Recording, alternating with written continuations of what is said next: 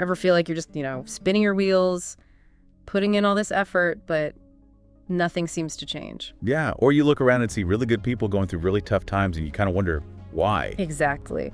These are, they're huge questions. And today, we're diving deep into them. We are. And for you, our listeners, we've looked closely at a specific source, a YouTube transcript from Speaking Tree.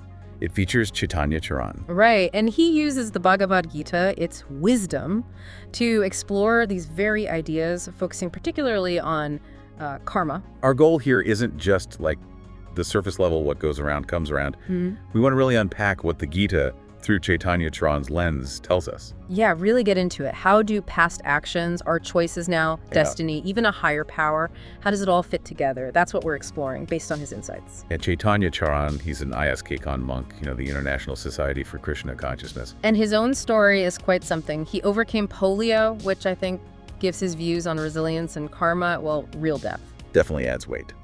So let's start with karma itself. The common idea is maybe cosmic scorekeeping. Bad stuff happens if you do bad things. That's the usual thought, yeah. But Chaitanya Charan explains it differently based on the Gita. It's not just about bad deeds causing suffering. Okay, so what else is it? Well, it's broader. It basically covers all our actions, the good ones, the bad ones, the neutral ones, and all the consequences that ripple out from them. Ah, so it's the whole picture. Yeah. And he mentions past karma influencing the present. Exactly.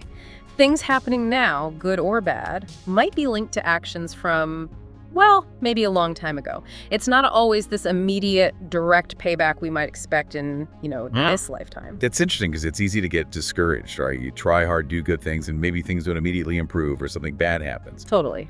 But Chaitanya Charan actually says understanding karma should be encouraging. How does that work? Okay, this part I found really insightful. He argues that our actions always matter, they always have some effect, even if we don't see it right away. He uses this analogy, like imagine you put in 100 units of effort, really go all out, but you only see, say, 10 units of result. Frustrating. Very. Or the flip side, maybe you put in just 10 units, a small effort, and boom, you get 100 units back. Wow, okay. He suggests that difference, that gap, can be the influence of past karma, kinda. Yeah. Adjusting the scales in the present. So it's this big picture view again. Cause and effect isn't always A leads immediately to B. Right. It's more complex. Maybe the effects unfold over time or they interact with these older patterns, like if you're super nice to someone, they snap at you. Yeah. It might not just be about that moment. There could be, history, past karma influencing their reaction. It's like a bigger web. That makes sense. It's not always straightforward. Yeah. So given this complexity, how do we navigate things? He offers a practical tool, right? The ACT formula. Yes. ACT. ACT, it stands for Accept, Commit, and Transcend. Okay, let's break that down. Accept. Accept is about, accepting what you genuinely cannot change.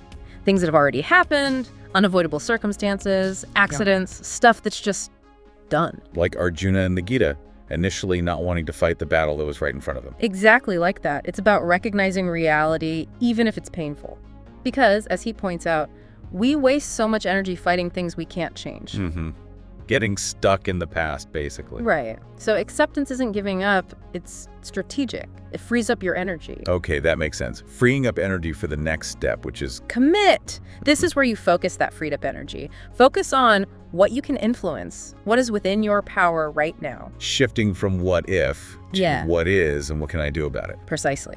He says taking positive action, even small steps, helps break negative mental loops. It gives you agency back. Finding opportunities within the current situation rather than just lamenting it. Yeah.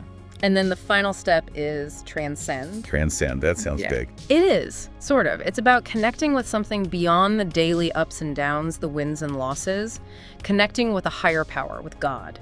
Okay. Finding a deeper peace or satisfaction that isn't totally dependent on whether things are going well or badly in the moment, like an anchor. An anchor beyond the chaos. I like that. Yeah. And offers a different kind of stability. Right. But this brings up that classic question, doesn't it? Free will versus destiny.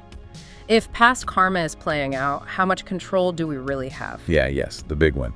Chaitanya Charan talks about this interplay between our karma, our effort, something called daiva, destiny, or maybe chance, and kal, time. Karma, daiva, kal. Okay, how do they interact? He uses a great analogy. Think of a farmer. Their effort, planting seeds, that's karma. But they also need rain, right? Yeah. That's daiva, destiny. Right. Or factors beyond their direct control. Okay. And then naturally, the crops need time to grow. That's call. Yeah. All three are needed for the harvest, the result. Got it. So effort, external factors, and time. Like a couple wanting a child. Exactly. They need to come together. That's their action, their karma. But conception involves an element of daiva, let's say. And pregnancy takes time, Kal. That clarifies things. What about that famous line, be merely an instrument, nimitta matram bhava savyasachan? Doesn't that sound like everything is predetermined? It can sound that way, yeah. Yeah. But he clarifies it doesn't mean rigid predestination, like we're just puppets. Okay. It's more that we are instruments through which consequences flow. And we still experience those consequences based on our choices within the situation. Think of a pen. A pen. Yeah, the pen is an instrument for writing, but it's the person holding it who decides what gets written. We are instruments, yes, but we still have agency in how we act. Yeah. Past karma might set the stage. But our present karma is how we act on that stage. Exactly. He gave an example. Yeah. Someone might have a past karmic tendency towards, say, betrayal. That past might create situations where betrayal is like a possibility or temptation. But how they choose to live now with integrity, building trust, affects how people actually respond to them. Past creates potentials, present creates reality. That's a helpful distinction. He also used another analogy, didn't he? Height and weight. Yes. That was for destiny and free will. Height is kind of like destiny. It sets certain physical limits. You can't just decide to be taller. Right. But within that height, you have choices about your weight. That's your free will. You could influence that. Destiny sets boundaries, but there's freedom within them. Like his example of Indian kids born in America. Yeah. Their heritage is a given context, like height. But how they navigate their identity, their choices within that culture, that's their free will, like weight. Okay, got it. This leads nicely into another point focusing on purpose, or dharma, over just pleasure seeking. Right, finding meaning beyond just, what feels good moment to moment. Arjuna, again, he wasn't fighting for revenge or spoils. He was fighting for dharma, for what he saw as the right order of things. And this idea of lokasangra, world maintenance. Yeah, the idea that everyone's role, however small it seems, contributes to the larger working of the universe, to keeping things in balance. So how does he define dharma for us, like practically? He talks about it as harmonious belonging. It's about fulfilling your responsibilities within your circle's family, community, job. So it's not always about some grand save the world mission. Not necessarily. It can be about doing your current role well, contributing positively right where you are, making things better in your sphere. Just trying to be a positive force in your own context. Exactly. Ask yourself, how can I contribute positively here? Okay. Now he connects committed action with positive outcomes and also brings in Krishna consciousness. How does that relate to karma? Well, from the Gita's perspective, positive thinking isn't just optimism. It's about looking beyond the world's dualities, good, bad, happy, sad, towards a connection with the divine, with Krishna. He used this image. As you go deeper spiritually, the world kind of shrinks in importance, and God becomes bigger, more central. That's powerful. Okay, let's tackle sakama versus nishkama karma. Attached action versus detached action. This one always feels a bit tricky. It does. How can you strive for something if you're detached from the result? Yeah. So Chaitanya Charan clarifies, Nishkama karma doesn't mean having no goals. That's crucial. Okay, so what does it mean? He mentioned that verse. Right. Karmanyavadhikaras te maphalaya kadakana. You have the right to your duty, but not automatically to the fruits. He breaks it down. Go on. 1. Focus on the action itself. Do it well. 2. Don't be motivated solely by the results. 3. Recognize you're not the only factor determining the outcome. Remember Daiva and Kal. Right, destiny and time. And 4. Don't become inactive just because you fear failure or aren't guaranteed success. So it's about process over prize. Do your best, focus on your part. Precisely. Like the student studying hard for exams. The goal is good grades, obviously. But the focus is on studying well, preparing thoroughly. Or the cricket team following their strategy, focusing on each ball, not just the final score. Exactly that. The results are more likely to come if the process is sound. Okay, that makes detachment sound more doable. This brings us to surrender, Sharanagati. How does that fit with doing your best and taking action? Seems contradictory again. Another great point. He explains, surrender has two sides. First, accepting God's will, What happens that's beyond your control? Okay, acceptance again? And second, accepting the responsibility to do God's will, as you understand it, in the situation you're in. Ah, so it's active. He contrasted Draupadi and Arjuna. Yes. Draupadi surrendered when she was helpless, calling out to Krishna as a last resort. Arjuna's surrender meant picking up his bow and fighting the righteous war. Yeah. Different situations, different expressions of surrender. So surrender isn't just throwing your hands up. Definitely not. The guideline he shared was helpful. Depend on Krishna, but after you have prepared, do your absolute best, then trust. Like kind of an incredible effort, but total faith in Rama. Perfect example. Diligence plus faith. But knowing when to surrender versus when to keep fighting, that requires discernment, right? Viveka. Absolutely. That's the tricky part. And he emphasizes focusing on what is my dharma here? What's my duty? Rather than trying to figure out someone else's karma. Oh, that's important. Don't judge others' suffering as their karma. Especially when they need help. He stresses it's generally inappropriate and unhelpful to say, oh, you're suffering because of your past karma. Right. Focus on your own response, your own duty in that moment. Compassion over judgment. Okay. Now, a question listeners might have. Why do really devout people sometimes suffer so much? We see examples. Sudama, others. Yeah, it's a tough one. Chaitanya Charan looks at God's relationship to suffering. Is God the cause, the cure, or the comfort? He suggests the cause is often complex karma, beyond our easy understanding. God doesn't necessarily promise a storm-free life, but God offers a way through the storm. Comfort and strength in the suffering, the key takeaway.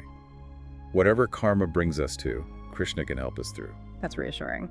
And what about spiritual practices, Sadhana? Why do things like chanting or rituals seem to help? Is it just cosmic problem solving? He clarifies that the main point of sadhana isn't just fixing worldly problems, though that can happen. It's fundamentally about drawing closer to God. Okay. As devotion grows, God becomes more central.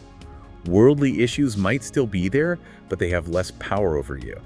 It's like devotion acts as a shock absorber initially, Okay, then. and then it becomes a goal transformer. You start valuing the connection, the giver, more than just the gifts or solutions you were initially seeking. Moving from seeking blessings to valuing the one who blesses. Exactly. He mentioned different levels of approaching God, too. Yes. 4 main motivations he outlined.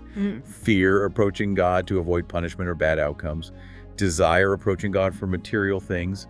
Success, help. Okay. Fear and desire. Then duty, approaching God out of a sense of obligation or gratitude for what's been given.